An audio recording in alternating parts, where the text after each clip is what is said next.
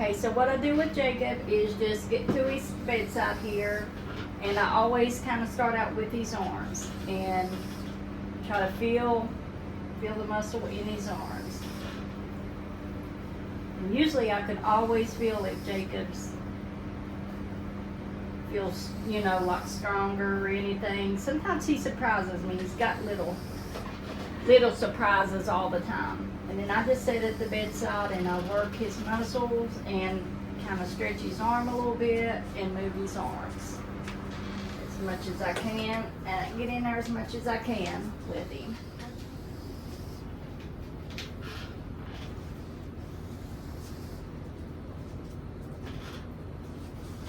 And I'm sure to get in between every muscle that I can for Jacob's arms.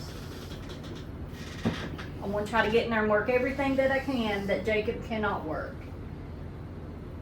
Try to keep the blood flow going and keep him feeling, hopefully feeling good. Hopefully this makes him feel good. This is my buddy Jacob.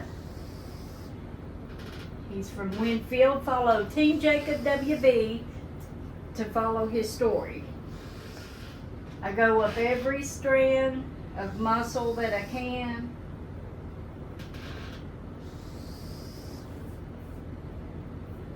Everything that I think he can work, that he cannot work, I try to go in there and work it for him. Keep the blood flow and the oxygen. And sometimes I'll sneak and hold his hand.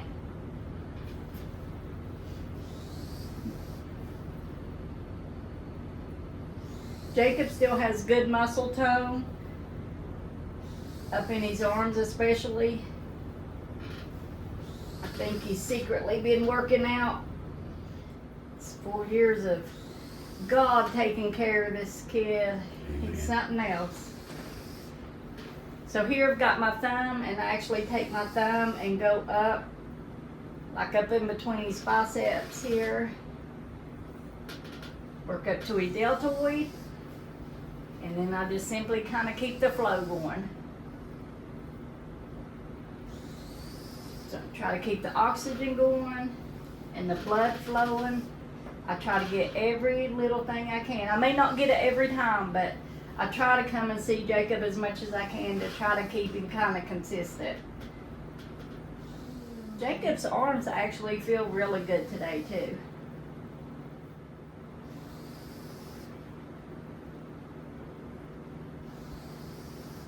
So I take and kind of flex Jacob's arm when I'm going up the muscle strands here. Kind of give the movements just like we would if he were using it. Jacob liked to play guitar a lot, I know. So his hands stay busy. Then he was a welder. So he used his arms a lot. Machinist, is that right? Machine? And bladesmith. Make knives, right? Yes. Made knives. Jacob's busy. Jacob's a busy boy. So we want to keep his arms just as flexible as we can. And Jacob is pretty flexible, I will say. I'm able to get in between. I just massage him like I would anybody else, basically.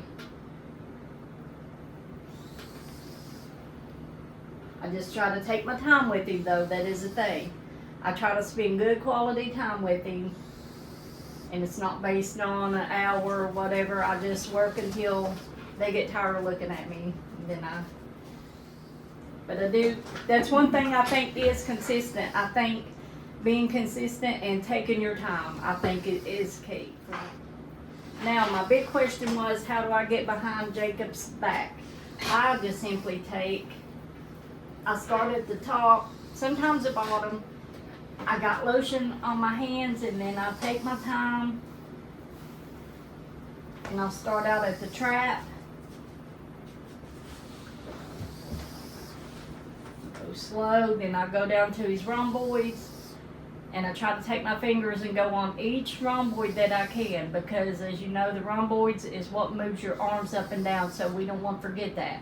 I think that's very important. remember, everything that works a muscle, that's what you want to get into and do. And I can feel his rhomboids good, especially where he's laying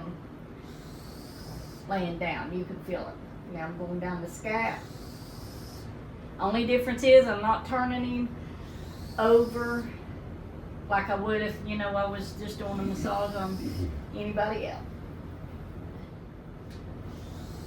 And sometimes I just gotta lift his arm up to get where I want to get. No big deal. And then I just go down little bit by little bit by little bit. Each strand, a muscle that I can get. It's really not that hard, and it's not that, you know, it's not that big of a deal. And then when you got a good client like Jacob, it's always easy. And he's pretty to look at too. Aren't you, Jacob?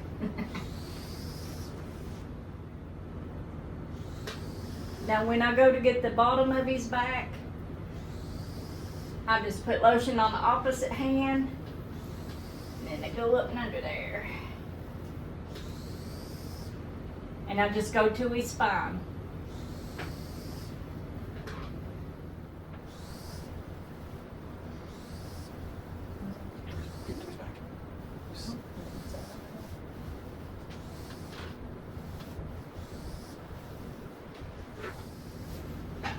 And then sometimes I'll swivel around and just take the other hand. I was able to get different, there we go, different places. And then honestly, the only other thing I do on this side, I just crawl up in the bed with him. But that's actually the only thing different I do. And then I just simply go down his legs, take my time with his legs. I go on each strand of his leg. I try to move them, do a little bit of exercises. Mom and Dad's really good about doing exercises. They're great about keeping him kind of mobile where he's not stiff. We are using, I'm doing something a little different. I usually use this biotone. It doesn't have any kind of perfume or anything in it, but today I'm using frankincense that we found from smoke walkers. Yeah. Is that right?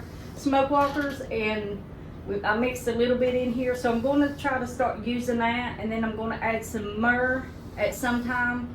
I got to get the ratio and find out what to do with that.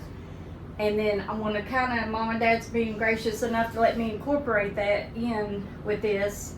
And hopefully we'll see where we go for that. But it smells like some really good stuff, and hopefully in time we'll see if it helps us out or not. But outside that, that's all I do. I just start here, go down, take your time like you would work on anybody else. It's just, you know, you're not rolling him over. And then instead of actually moving him over, I just go to that side. I do the same thing. I just take my time, hit every muscle I can, moving as much as I can. That's about it. Just basically kind of the same thing, but I do think you need to take your time and be consistent at that. So when you go, if you're working on somebody like this, just please take your time, have time with it, because I think they probably need more detail than, you know, anybody else. And that's it right there, easy peasy. Do you want to? Okay. So with working with Jacob, I just, you know, got into the side of the bed. I worked the muscles that he can't work. I try to keep the oxygen flowing on, you know, in him, the blood flowing. Try to keep him loose and mobile. His muscles are feeling great. He is not deteriorating. He was in the beginning, but he's not now. So again, it's really easy to work on somebody with ALS. Don't feel intimidated, I guess. I was at first, but now I'm not. I just climb into bed with him and I just work on him like I would work on anybody outside of moving him because of his machines. I think it's very beneficial for him, and hopefully it makes him feel a lot better anyway. But I just use, like I said, the lotion I use, it doesn't have no fragrance or anything like that in it. It's Biotone, a dual action. I use that on everybody. And again, I want to give a shout out to the smoke walkers for the frankincense and the myrrh. So I added a little bit in this, and then I have some tallow that I rendered down, and I'm going to fix up a little concoction, and we're going to start using that on Jacob, just because.